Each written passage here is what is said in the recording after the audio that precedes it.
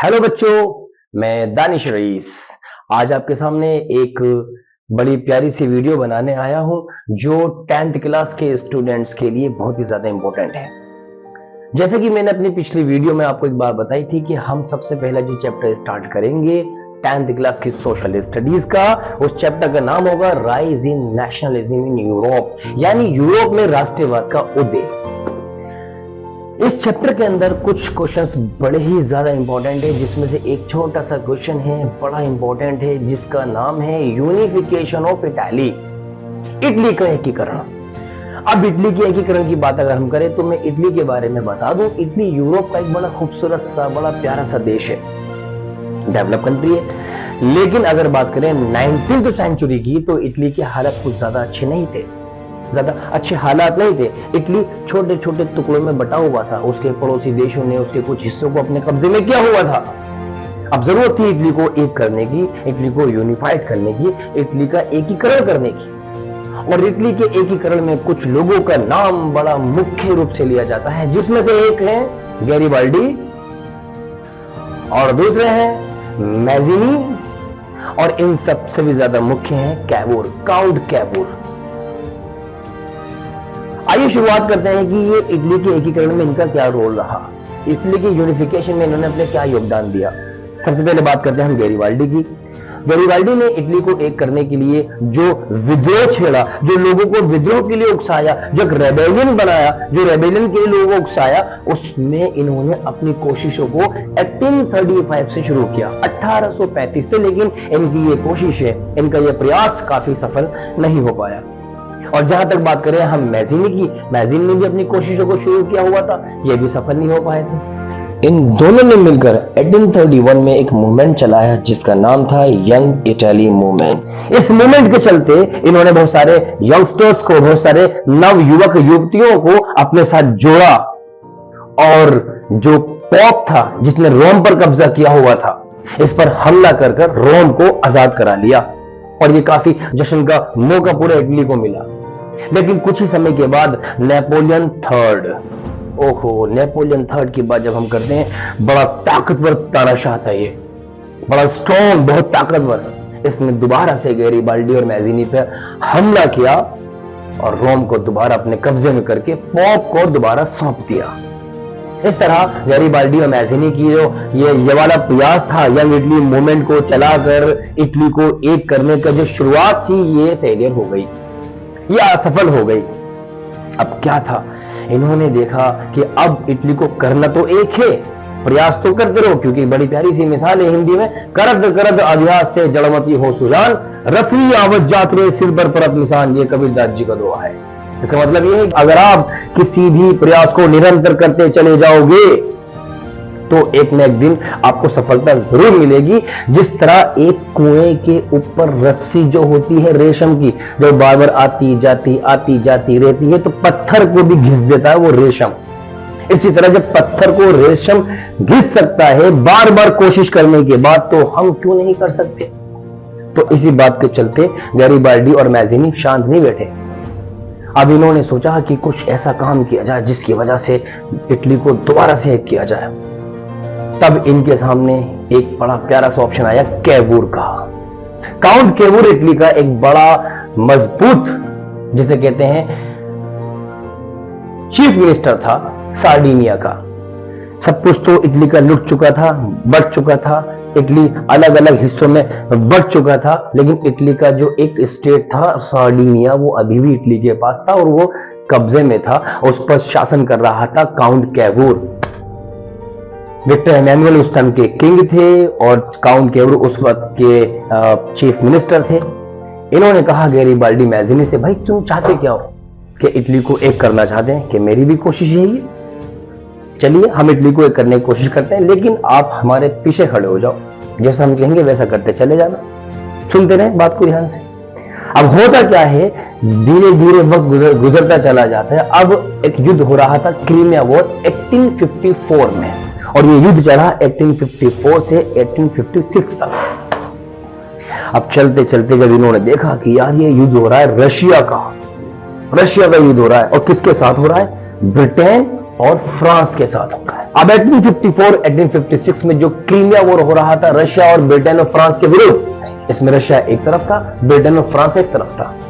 इस बात को आगे बताने से पहले एक छोटी सी बात बता दूं, जो रोम था, जो पोप के कब्जे में था, वो नेपोलियन थर्ड की वजह से था। और नेपोलियन थर्ड जो था वो तानाशाह था, फ्रांस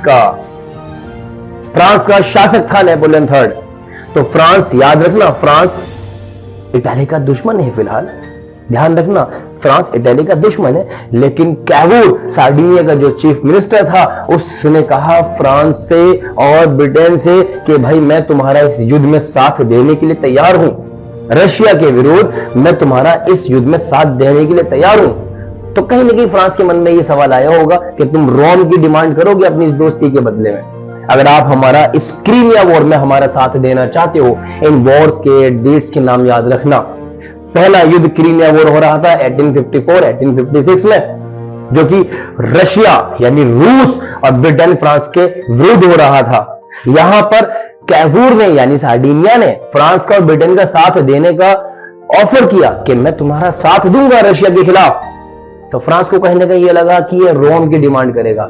कैवूर ने कहते जी मुझे रोम नहीं चाहिए, मुझे रोम नहीं चाहिए, आप मेरा साथ दो सिर्फ ऑस्ट्रिया के खिलाफ युद्ध में, क्योंकि मैं ऑस्ट्रिया से अकेला नहीं लड़ सकता, मुझे आपका साथ जरूर चाहिए होगा उसके अंदर। तो फ्रांस कहता है ठीक है, अगर आप रोम नहीं चाहिए तो आप हमारा क्रीमिया वॉर में साथ दीजिए, हम आपका ऑस्ट्रिया के विरुद्ध साथ दे देंगे।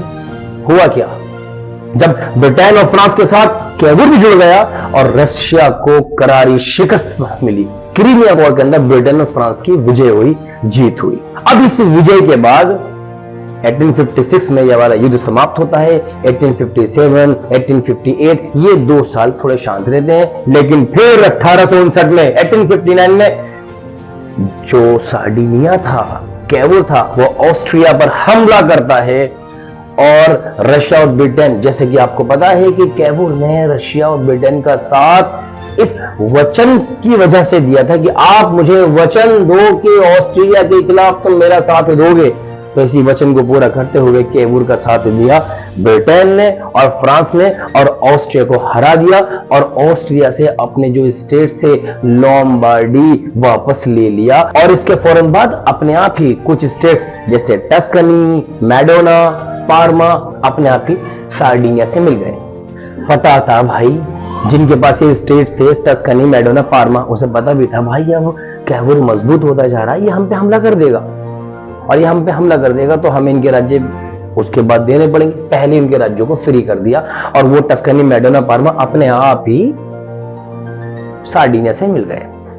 लेकिन 1860 में ही गैरीबाल्डी के प्रयासों के बाद 2 स्टेट और अपना आप सार्डिनिया के साथ मिल गए, सिसिली और नेपल्स। अब इस तरह जो सार्डिनिया था धीरे धीरे पूरा इटली बनने लगा, पूरा इटली की तरफ बनने लगा। अब एक बड़ा खतरनाक युद्ध रहता है, क्योंकि आपको याद होगा अभी मैंने जस्ट बताया था फ्रांस के कब्जे में था रोम, और जब तक रोम नहीं मिलेगा इटली एक नहीं होगा।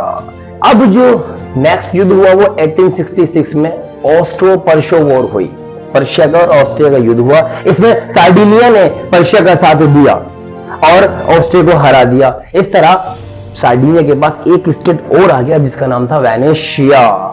अब सार्डिनिया लगभग एक इटली के करीब पहुंच गया था, या यूं कह लो इटली बन गया था। अब उसके बाद एक युद्ध और होता है, जिस युद्ध का नाम था फ्रांस वर्सेस पर्शिया। 1866 में पर्शिया और सार्डिनिया दोस्त बन ही चुके थे। अब 1870 में यह फाइनल युद्ध था, ये फ्रांस और पर्शिया के बीच हुआ। इसमें भी इटली ने यानी सार्डिनिया ने यानी अब कैवूर का वैसे अब तक देहांत हो चुका था, अब विक्टर इमैनुअल ने यहाँ की बागडोर संभाल ली थी। तो विक्टर इमैनुअल ने यानी सार्डिनिया ने पर्शिया का साथ दिया और यहां फ्रांस की बड़ी करारी हार हुई। और इस शिकस्त के बाद रोम को वापस सार्डिनिया में मिलाया, और जैसे ही रोम सार्डिनिया में मिला, ये सार्डिनिया बन गया इटली। और 1871 में इटली के अंदर दोबारा से मोनार्की को लागू कर दिया गया, क्योंकि मोनार्की की राजतंत्र की आवश्यकता थी उस समय में। और 1871 में जो किंग की शपथ ली वो विक्टर इमैनुअल सेकंड ने ली। तो मेरे बच्चों इस बात को याद रखना, 1871 में विक्टर इमैनुअल ने किंग बनने की शपथ ली, एक यूनिफाइड इटली की, एकीकृत इटली की जो किंग की शपथ थी वो विक्टर इमैनुअल सेकंड ने ली थी। बच्चे अक्सर केवूर का नाम पिक कर देते हैं एमसीक्यूज के अंदर, लेकिन केवूर जो होता है 1860 में केवूर का देहांत हो चुका था, तो अब जो आगे की बागडोर संभाली थी वो विक्टर इमैनुअल ने संभाली थी।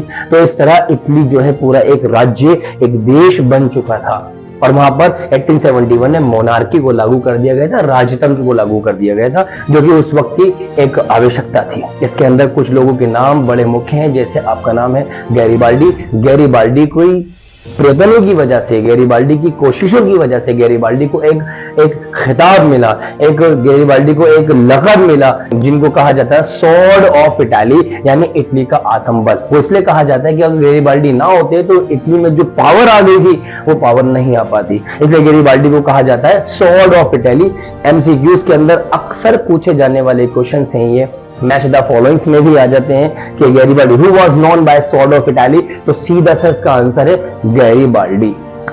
और जहां तक बात मैजीनी की है, जिप्सस से मैजीनी को कहा जाता है soul of Italy, soul of Italy यानी इटली की आत्मा में मैजीनी को कहा जाता है, क्योंकि इनके भी इटली को एक करने में काफी कोशिशें रही हैं। तो मेरे प्यारे बच्चों इसके अंदर सारी चीजों को याद रखना कि विक्टर इमैनुअल को किंग की जो शपथ ली वो कब ली, स्वॉर्ड ऑफ इटली किसे कहा जाता है, सोल ऑफ इटली किसे कहा जाता है, क्रीमिया वॉर कब हुआ, किस किस के बीच हुआ, और फ्रेंच पर्शियो वॉर कब हुआ था, इसमें इटली को कौन सा स्टेट मिला था। ये छोटी छोटी चीजें याद रखना। मैं जैसी आगे कुछ क्वेश्चंस की वीडियो भी एग्जाम के पॉइंट ऑफ व्यू से बहुत ज्यादा जरूरी है। अगर आप इस वीडियो को सही से देख लेते हो, समझ लेते हो और अपनी इंपॉर्टेंट चीजों को नोट कर लेते हो, तो इस क्वेश्चंस की कंप्लीट वीडियो है ये। ओके बच्चों, थैंक यू वेरी मच। और हमारे इस चैनल को सब्सक्राइब करो, लाइक करो, शेयर करो, कमेंट करो, और अगर कोई प्रॉब्लम है तो आप कमेंट में उस प्रॉब्लम को भी लिख सकते हो, हम उसका आपको जवाब जरूर देंगे। Thank you very much.